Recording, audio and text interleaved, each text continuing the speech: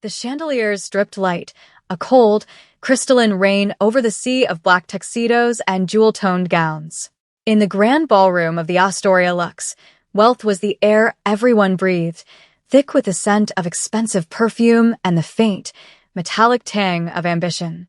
Along the far wall, a ghost moved through this gilded world, her presence as quiet and unnoticed as a shift in barometric pressure. Lena Washington, 31 years old, pushed a mop across a small spill of champagne, her dark blue cleaning uniform a void in the glittering spectacle. Her movements were a study in economy, each sweep precise, her body a coiled spring of disciplined energy, even in the mundane task. She kept her eyes down, focused on the swirling patterns the mop left on the marble, a temporary art that would evaporate in seconds. This was her world now, the periphery, the shadows, the quiet labor that allowed such opulence to seem effortless. From the corner of her eye, she could see the room's gravitational center, a man and a woman. Mr. Minjun Kwan stood like a sculpture carved from granite and silence, his stillness a source of immense power that bent the room around him. Beside him, his wife, So-hee, was a slash of crimson, a vibrant, predatory flower in a blood-red dress.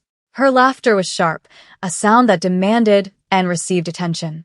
Guests orbited them, their smiles bright and brittle, their deference a tangible currency.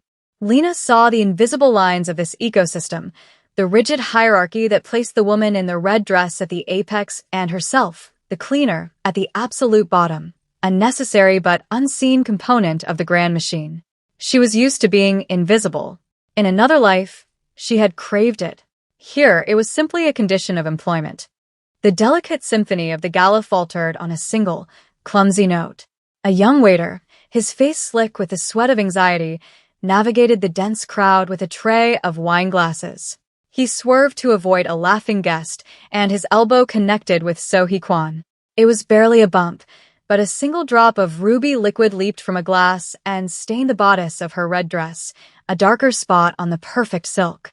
The music did not stop, but a pocket of silence instantly formed around the Kwans. Every eye in their orbit swiveled to the scene. So-hee's smile didn't just vanish. It was surgically removed, replaced by a mask of cold fury. Mr. Kwan, however, remained impassive, his gaze shifting from his wife's dress to the waiter's terrified face with the dispassionate curiosity of a biologist studying a trapped insect. "You clumsy idiot." So-hee's voice was low, yet it carried across the sudden stillness with chilling clarity. It was not the volume, but the venom that commanded the space. She didn't want an apology. She wanted a sacrifice. The boy, no older than 19, stammered, his apologies tumbling over one another. "I am so sorry, Mrs. Kwan. It was an accident," so he let his words hang in the air and die. She looked him up and down, her lip curled in disgust. "An accident? Your incompetence is an insult." From her station by the wall, Lena watched, the handle of the mop growing cold in her hands. She recognized the predator toying with its prey. It was a universal language spoken in boardrooms, back alleys, and apparently in ballrooms. The boy's humiliation was the evening's entertainment, a cruel little play for the bored and powerful. The tension was a wire-pulled taut, vibrating with the unspoken threat of what a man like Minjun Kwan could do to a boy who had displeased his wife. So he was not finished. The waiter's frantic bowing and apologies were not enough to soothe her wounded pride. She craved a deeper submission. "Do you know how much this dress costs?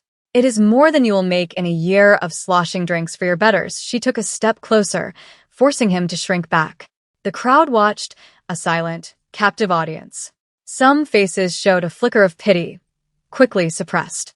Most were transfixed by the raw display of power. "On your knees," so he commanded. The words were quiet, but they landed like a physical blow. The waiter froze, his eyes wide with disbelief and horror. A murmur went through the crowd. This was too far, even for them, yet no one dared to intervene. "I said," so he repeated, her voice dropping to a dangerous whisper. "On your knees." Now a cold, familiar fire ignited in Lena's gut. It was the feeling that had undone her before, a visceral reaction to injustice, to the casual cruelty of the strong feasting on the weak. She straightened up slowly, her spine aligning with a remembered discipline. The mop handle rested against the wall. She took a single, deliberate step away from the shadows. That's enough. Her voice was not loud, but it possessed a strange density, cutting through the strained silence and reaching every ear in the vicinity. Every head turned. The cleaner. The ghost. So he spun around, her expression a mixture of shock and derision. "What did you say?" she asked, her eyes narrowing.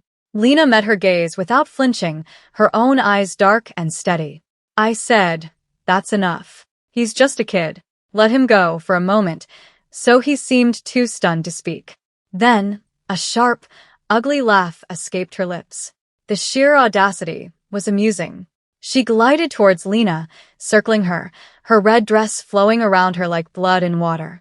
She appraised Lena's frame, the strong shoulders and solid build hidden beneath the shapeless uniform.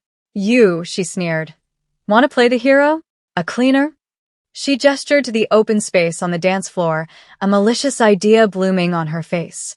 "You think you're tough? Fine. Let's see how tough you really are. I challenge you. A boxing match. Right here, right now." A shocked, excited gasp rippled through the ballroom. The proposition was absurd, a fever dream born of arrogance and champagne. But so he was serious. Her eyes gleamed with the thrill of this new, more exciting form of humiliation. Lena didn't answer immediately. She stood perfectly still, a calm island in the churning sea of expectation. The crowd anticipated a stammered apology, a fearful retreat. They saw nothing of the sort. Lena's gaze drifted past Sohee's triumphant face to the silent, watchful figure of her husband. Mr. Kwan's expression was unreadable, but as Lena held his gaze, he gave a single, infinitesimal nod. It was not permission. It was a test, an allowance. He was curious to see how this unexpected variable would resolve itself. With that silent acknowledgement, Lena's decision was made. She turned her attention back to Sohee. Slowly, she began to unbutton the front of her blue uniform shirt. The movements were methodical, almost ritualistic. She wasn't just removing a piece of clothing. She was shedding a skin. She shrugged the shirt off her shoulders, revealing a plain black t-shirt underneath. Then, she began to roll up her sleeves, her motions precise and unhurried. As the fabric climbed her arms, the crowd saw them. The muscles of her forearms were not the soft, undefined limbs of a laborer. They were dense, corded bands of sinew, sculpted by thousands of hours of punishing, repetitive impact. They were the arms of a fighter. Her entire posture shifted. Her feet, clad in worn, rubber-soled work shoes, adjusted on the polished marble, finding a natural, balanced stance. Her shoulders, freed from the confining uniform, seemed to broaden. The amusement in the onlookers' eyes began to curdle into confusion, then a dawning intrigue. This was not the frightened servant they had expected. Sohee, drunk on her own power, saw the physical transformation but dismissed it as pathetic posturing. "Ready to be put in your place?" she mocked, a cruel smile playing on her lips. Lena said nothing. She simply finished rolling her sleeves and let her hands fall to her sides, waiting. Sohee, who had likely spent a few weekends in a trendy cardio boxing class, adopted what she thought was a formidable fighting stance. She raised her fists awkwardly near her face, her designer heels a terrible anchor on the slick floor. She was playing a part, the dominant warrior queen, for her audience. With a sharp exhalation, she threw a wild, looping right hand aimed at Lena's head. It was a telegraphed, clumsy blow, powered more by ego than technique. Lena didn't flinch. She didn't retreat. She didn't even raise her hands to block. In a liquid motion of impossible subtlety, she simply shifted her head about 2 inches to her left. The punch, carrying all of Sohee's forward momentum, sliced through the air where her face had just been, whistling past her ear with a faint rush of displaced air. The sheer economy of the movement was breathtaking. It was an act of profound, almost insulting, control. Sohee, having thrown her weight into a punch that meant nothing but atmosphere, stumbled forward, her balance broken. She caught herself before she fell, but her grace was shattered. A collective gasp, sharp and involuntary, swept the room. Mr. Kwan's eyes, which had been hooded and bored, sharpened with a flicker of genuine interest. Lena remained rooted to her spot, a study in absolute stillness. Her hands were still down, relaxed at her sides. She hadn't offered a single offensive or defensive gesture, yet she was in total command. "Is that all?" Lena's voice was low, devoid of mockery. It was a simple, honest question, which only made it more devastating. The question hung in the air, stripping away the last of Sohee's theatrical bravado. Humiliation burned on her cheeks. Enraged, she lunged again, abandoning any pretense of form. She became a flurry of red silk and flailing limbs, a chaotic whirlwind of slaps and poorly aimed punches. Lena became a ghost. She didn't back away. She moved with her, within the storm, a slight turn of the shoulder here, a dip of the knees there, a half step, a subtle pivot. Sohee's fists met empty space again and again. Lena was an untouchable phantom, her dark, simple clothes a stark contrast to the frantic, useless rage of the woman in red. This was no longer a fight. It was a lesson. Sohee's frantic assault slowed, her lungs burning. The elegant dress was now creased, her carefully styled hair falling in disarray around her face. Her rage was dissolving into a gasping, desperate frustration, and beneath that, a seed of cold, dawning horror. She was making a fool of herself. She was losing. The cleaner wasn't fighting back. She was simply allowing her to fail. Lena decided the demonstration was over. As Sohee swung a final, exhausted blow, Lena moved. It was the first time her hands came up. Her left hand rose, not in a block, but to gently cup Sohee's incoming wrist, halting its momentum with impossible ease. Her right hand came to rest on Sohee's shoulder, the touch light, almost delicate. There was no violence in the contact, no aggression. But in that simple, two-point hold, there was absolute finality. Sohee was immobilized, held fast by a strength that was as quiet as it was immovable. She struggled for a second, pushing against Lena's grip, but it was like trying to move a statue bolted to the floor. The power reversal was complete and devastatingly public. The entire ballroom was held in a state of suspended animation, the silence so profound it felt like a physical weight. Lena leaned in, her lips close to Sohee's ear, her voice a low whisper meant only for her. Power isn't the dress you wear or the man you married. It's what you can do when all of that is stripped away. Lena paused, letting the words sink in. And right now, stripped away, you are nothing. She released her grip. Sohee stumbled backward, catching her heel on the marble and nearly falling. Her face was a canvas of shock, fury, and a humiliation so profound it was visceral. The social hierarchy of the room had not just been challenged, it had been inverted and shattered in less than a minute. Across the floor, Mr. Minjun Kwan watched, his face a mask of stone, but his eyes, fixed on Lena, held a new light. It was the look of a man who had just discovered a rare and dangerous artifact in a place he never expected to find one. Without another word, Lena turned her back on the scene. She walked calmly to the wall, the crowd parting for her as if she were royalty. She picked up her folded uniform shirt, methodically unrolled the sleeves of her t-shirt, and slipped the blue button-down on. Her movements were just as they were before, economical, disciplined, quiet. She was a cleaner again. But everyone in the room saw her differently now. She was a ghost who had shown her form, and the memory of it would haunt this space. She clocked out and left the building, the cool night air a balm on her skin. The next morning, her supervisor called. She was fired, of course. A formal, regretful termination for inappropriate conduct, but when she went to pick up her final paycheck, the envelope was heavy. Inside was not just her due wages, but a cashier's check for $50,000. It wasn't severance. It was a message. A question. In his penthouse office, Minjun Kwan looked at the preliminary report on his desk. He was a man who detested surprises, a master of a world built on calculated risks and known quantities.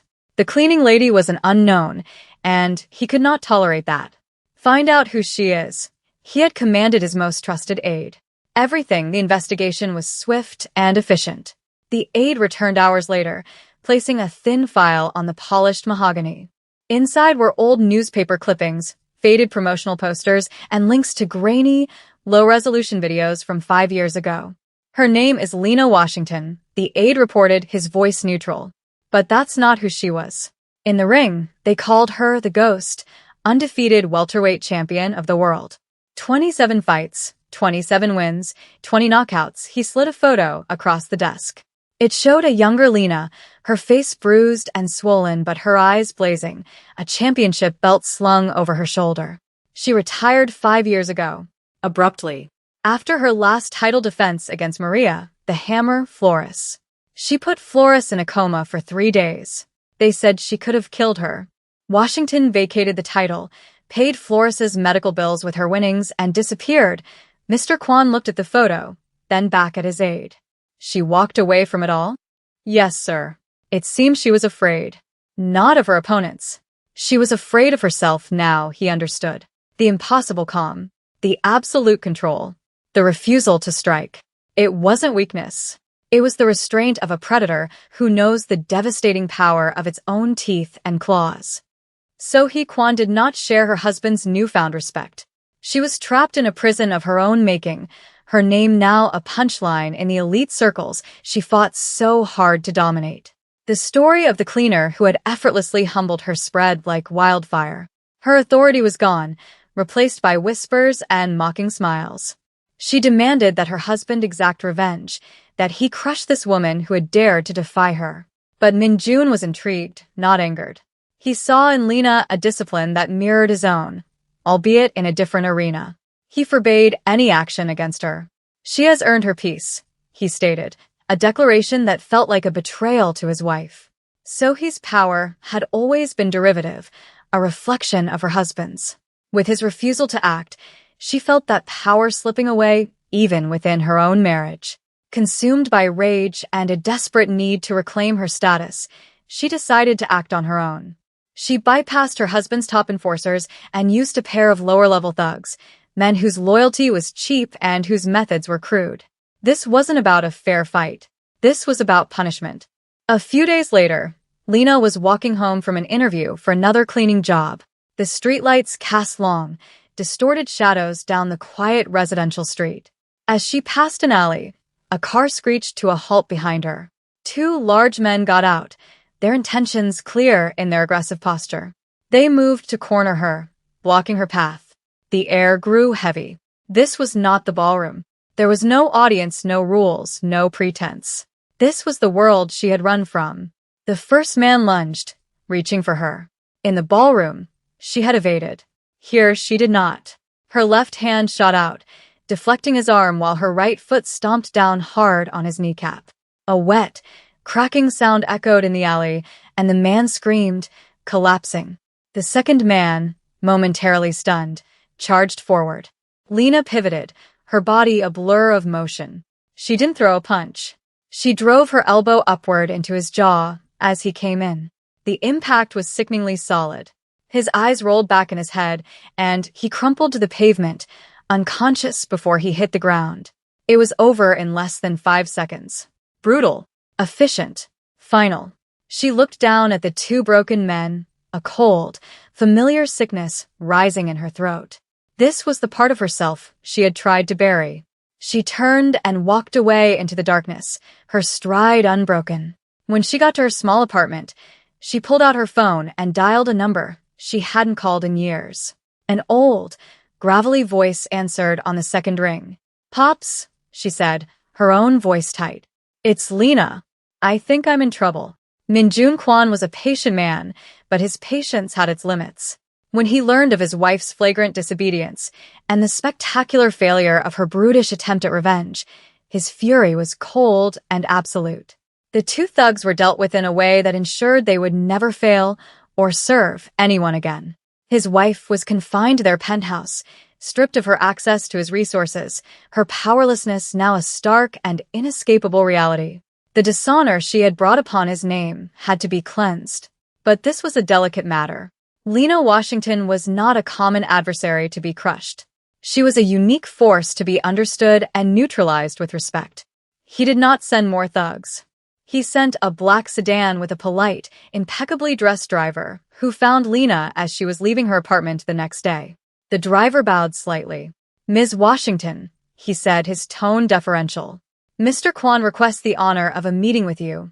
At your convenience." Lena had spoken at length with Pops Callahan, her old coach. He had listened to the whole story without interruption, his weathered face grim. "This Kwan," he had said, "he's not a street brawler. He's a king. Kings don't like loose cannons in their kingdom, but they respect other sovereigns. You gotta meet him. On your terms." Lena looked at the driver, then at the gleaming car. "I'll come," she said. Now, the meeting took place in a sterile office high above the city, the view a breathtaking panorama of lights. There was no one else present, just Minjun Kwan, standing by the window, and Lena, who stood near the door. The vast space between them hummed with unspoken tension. Kwan turned from the window. "Ms. Washington, thank you for coming." He gestured to a chair she did not take. "My wife's actions were unsanctioned and have brought me great dishonor. I offer you my sincerest apology." Lena's expression remained unchanged. "An apology doesn't fix what she did. She sent men to hurt me." "I am aware," Kwan said, his voice flat. "They have been disciplined. My wife has been disciplined." He walked to his desk and slid a check across its polished surface. The number written on it was astronomical. "This is for your trouble. A compensation for the insult." Lena glanced at the check, then met his eyes. "I don't want your money," her voice was firm. "I want this to be over. I walked away from a world of violence 5 years ago. I buried that part of myself, for a reason. I will not be dragged back into it." Kwan studied her, truly seeing her for the first time. He saw not a cleaner or a boxer, but a woman of immense, terrifying self-control. It was the highest virtue in his world. "Then what is it you want?" he asked, the question genuine. "Leave me alone," she said, her words precise and heavy. "All of you. And teach your wife a lesson about power. Tell her that the most dangerous people in the world aren't the ones who have everything. They're the ones who have nothing left to lose." It was the final confrontation, not of fists, but of wills. A king of the underworld and a queen in exile. He recognized her sovereignty. He gave a slow, deliberate nod. "You have my word. You will not be troubled by me or my house again." Lena left the sterile office and the silent man within it, the city lights spreading out below her like a fallen constellation. She didn't look back. The world of Minjun Kwan, with its gilded cages and silent violence, was not hers. She had only ever wanted a quiet life, a peace she had to fight, paradoxically, to maintain. Days later, the familiar, pungent scent of sweat, old leather, and rubbing alcohol filled her senses. She was home. The old community gym was a world away from the Astoria Lux, its paint peeling, its equipment worn and scarred from decades of use. Pops Callahan, his face a roadmap of a long, hard life, expertly wrapped her hands in long strips of white cloth. He worked in silence, his movements practiced and comforting. He didn't ask about the meeting. He didn't need to. The fact that she was here, wrapping her hands, was answer enough. "You think he'll keep his word?" Pops asked finally, his voice a low gravel as he secured the tape around her wrist. "He will," Lena said, flexing her newly wrapped fist. "He's a man who understands boundaries. I just had to show him where mine was." She wasn't training for a prize fight. There was no opponent, no purse, no screaming crowd. She was training for herself. She approached the heavy bag, a worn leather cylinder that hung from the ceiling like a silent sentinel. She settled into her stance. The first punch was a jab, a sharp, clean thud that echoed in the cavernous space. Then came another and another. A rhythm began to build. Jab, cross, hook. Thud, thud, thwack. It was a kind of meditation, a physical prayer. Each impact was a reclamation of the power she had once feared. It was no longer a weapon to be used against others, but a tool for forging her own inner peace. Her mind went back to the ballroom, to the woman in the red dress. So he saw strength in what she could command, what she could buy, who she could humiliate. The world saw strength in money and status. Lena had learned, the hard way, that true strength was in the opposite. It was in the control to not strike, the discipline to walk away, the courage to be invisible until the moment you could no longer afford to be. The rhythmic drumming of her gloves on the bag was the only sound. It was the sound of a woman finding her balance in a world that sought to knock her down. She was not the ghost, the retired champion. She was not the cleaning lady from the gala. She was Lena. And for the first time in a long time, that was enough.